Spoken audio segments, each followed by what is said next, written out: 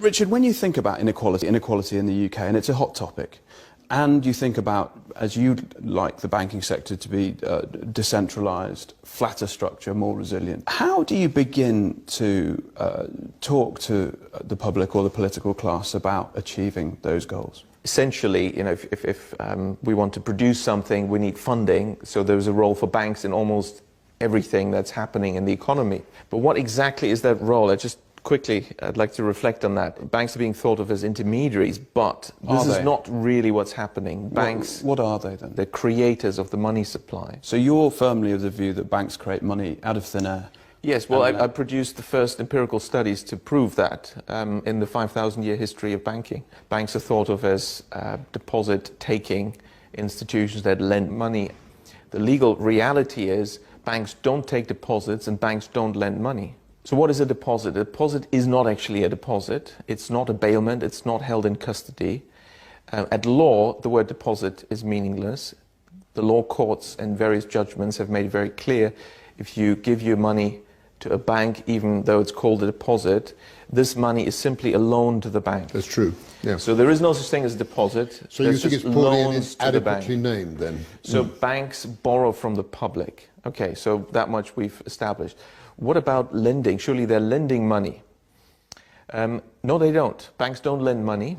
Banks, again, at law, it's very clear, they're in the business of purchasing securities. That's it.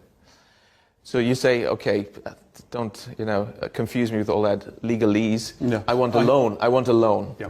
Fine, here's the loan contract, here's the offer letter, and you sign. At law, it's very clear, you have issued a security, namely a promissory note, and the bank is going to purchase that. That's what's happening at law. Put it in layman's terms, what does that mean? It means that what the bank is doing is very different from what it presents to the public that it's doing. How does this fit together? So you say, fine, the bank purchases my promissory note, but how do I get my money? I want, it's a loan, I want my 200 grand, right? And I don't care about the details, I want the money. The bank will say, well, you'll find it in your account with us. That would be technically correct. If they say, we'll transfer it to your account, that's wrong, because no money is transferred at all. It's already from in the bank. Anywhere inside the bank or outside the bank. Why? Because what we call a deposit is simply the bank's record of its debt to the public. Now, it also owes you money, and its record of the money it owes you is what you think you're getting as money, and that's all it is. And that is how the banks create the money supply. The money supply consists to 97% of bank deposits, and these are created out of nothing by banks when they lend, because they invent fictitious customer deposits. Why?